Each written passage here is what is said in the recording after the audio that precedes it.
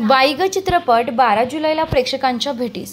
नितीन वैद्य production, ABC creation आणि इंद्रधनुष motion pictures प्रस्तुत एक नवी कोरा धमाल असलेला बाईग हा नवा चित्रपट येत्या 12 जुलैला सिनेमागृहात प्रदर्शित होत आहे.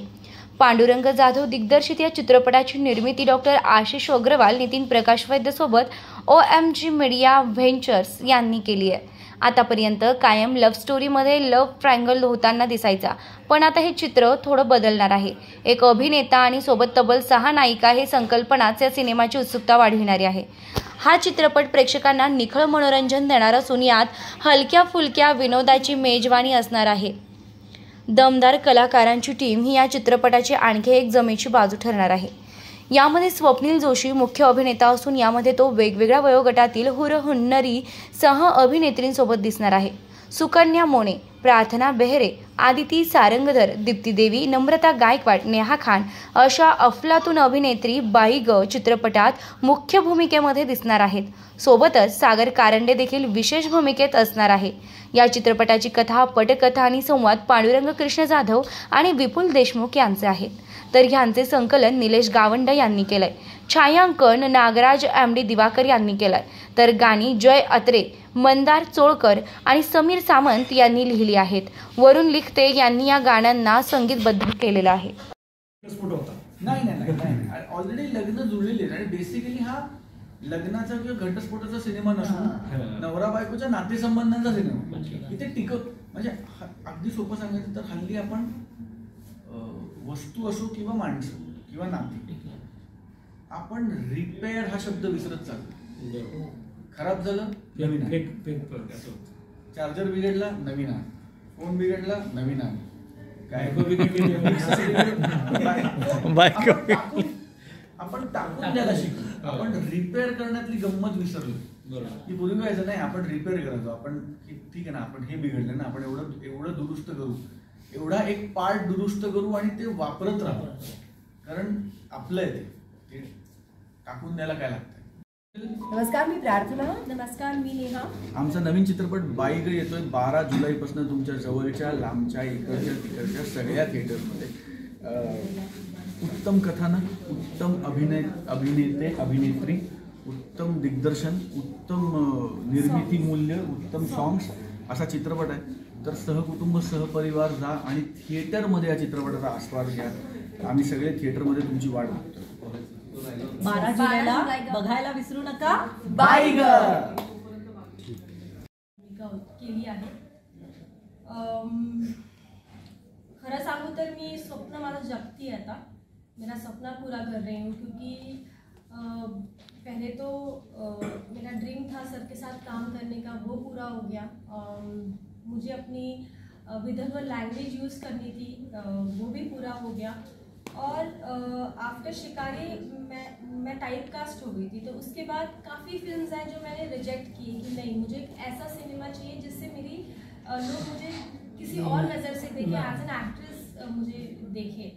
तो वो ये सब्जेक्ट मुझे मिला. फोर्थ ये है कि हर एक एक्टर को एक ऐसा चाहिए कि वो अपने फैंस तक ऐसा एक मैसेज पहुंचाए जिससे, क्योंकि एंटरटेनमेंट ही एक जरिया है जहां हम अपने ऑडियंस से अपनी बातचीत कर सकते हैं. तो मुझे लगता है कि ये बहुत अच्छा, और हर एक्टर को ये ऐसी स्क्रिप्ट चाहिए होती है. तो मैं बहुत लकी हूँ कि मुझे ऐसी स्क्रिप्ट मिली है और ये परफेक्ट टाइम पे मुझे लगता है सिनेमा आया है. क्योंकि आप देख रहे हो जग में इतने डिवोर्स हो रहे हैं, इतने ब्रेकअप्स हो रहे हैं, छोटी छोटी चीज़ों से लड़ाई होती, एडजस्टमेंट बिल्कुल भी नहीं है. और मुझे लगता है कि इस वक्त वो ये फिल्म आना एक परफेक्ट टाइमिंग है हमारा. तो ये मैसेज में, और फिल्म में बहुत अच्छा मैसेज दिया है कि छोटी छोटी चीज़ें भूलकर आगे बढ़े. ज़िंदगी बहुत खूबसूरत है, छोटी छोटी चीज़ों में अटके ना रहे. और जैसे बोलते हैं कि औरत को समझना बहुत मुश्किल नहीं है, बेसिकली नहीं है, क्योंकि उनको क्या सिर्फ प्यार चाहिए होता है, और वो समझ गए मतलब तो सब कुछ हो गया. बस वही समझना है, और वही हमारे फिल्म में मैसेज दिया हुआ है. तो स्वप्नील, असं महाराष्ट्रात म्हणजे करशील का? मला स्टोरीच इतकी आवडली होती की मी पटकन होकार दिला. मी डिरेक्टर सरांना विचारलंही नाही की कुठला रोल तुम्ही मला देताय आणि कोण कास्टिंग येईल तर वगैरे. मी काही फंदातच नाही पडले. ते आम्ही भेटलो आणि सरांनी मला सांगितलं तू असं असं कोल्हापूरचं कॅरेक्टर कर. मी म्हटलं ओके फाईन. नंतर मला असं उलगडत गेलं की अरे सिनेमाचा हिरो स्वप्नील आहे, प्रार्थना आहे आणि या सगळ्याच आदिती सारंगधर, सुकन्या मोने, नेहा वगैरे. तर मी म्हटलं वाव, हे म्हणजे ही मोठी पर्वणीच मला मिळाली आहे या सिनेमामध्ये काम करण्याची. आणि त्यात ते लंडनला शूट होणार होतं हे मला माहिती होतं. आणि मग लंडनला गेल्यानंतर तो जो गेटअप होता माझा 60-70च्या दशकातली मी दाखवली आहे. मग अगदीच तो ब्लॅक अँड व्हाईट सिनेमांचा काळ, ते सिनेमे आपल्याला आवडतात, इतके मनामध्ये अजूनही आहेत घर करून. तो पिरियड, त्या काळातल्या त्या हिरोईन्स मला प्रेझेंट करायला मिळतात, तेही फॉरेन कंट्रीमध्ये. ते खूप विशेष होतं माझ्यासाठी. आणि माझ्यासाठी चॅलेंजिंग होती ती भाषा, बिकॉज माझा जन्म नाशिकचा, मी इथलीच, आणि मला कोल्हापुरी कॅरेक्टर करायचा, तो लहेजा पकडायचा होता.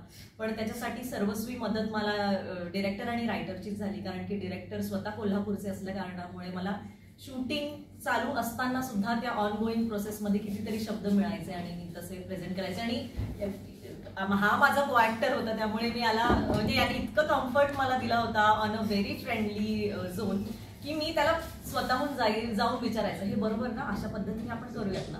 सो मला असं वाटतं की माझा पहिलाच सीन होता शूटिंगमध्ये लंडनला, तो सुकन्या मोने आणि स्वप्नील सर. तर या दोघांसोबत माझा पहिला सीन, आणि तो कसा होईल याचं असणारं दडपण. सुरुवातीला यांनी खरंच सांगायचं तर गमती जमती केल्या आणि खूप टेरही खेचली.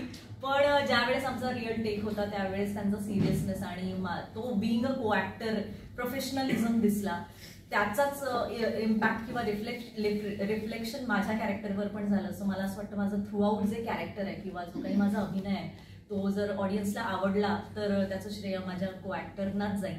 कारण की को ऍक्टर तेच आमचं नातं असतं की गिव्ह अँड टेक, आणि ते नसेल तर ते कुठेतरी कमी वाटतं. पण हे खूप आमचं छान पूर्ण टीम सोबतच कॉम्बिनेशन झालंय, कारण आमची गाणी बरीच एकत्र आहेत पूर्ण टीम सोबत, सीनही एकत्र आहेत. तो या आणि हा फार मोठा गैरसमज आहे जो खरं तर माझाही होता.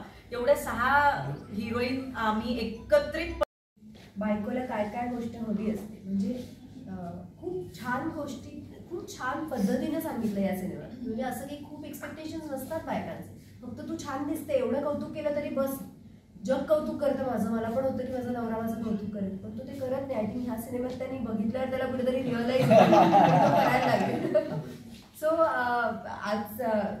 आजकालच्या काळातली मुलगी आहे मी, अबोली नाव आहे तिचं, आणि तिच्या आयुष्यात तिच्या नवऱ्याकडनं खूप एक्सपेक्टेशन्स आहेत. कळतंय त्याला सगळं काय हवंय. त्याची तू बायको आहे आत्ताची बायको जी भांडखोर आहे, आणि जिच्यामुळे तो कंटाळलाय आणि देवाकडे जाऊन सांगतो की का अशी बायको दिली बाबा मला भांडखोर. सो तीच बायको मी आहे. आणि या अगोदर तू असं कॅरेक्टर निभावलंय माझ्यामध्ये 1-2 चित्रपटात भांडखोर बायकोचं, असं माझ्या नवऱ्याला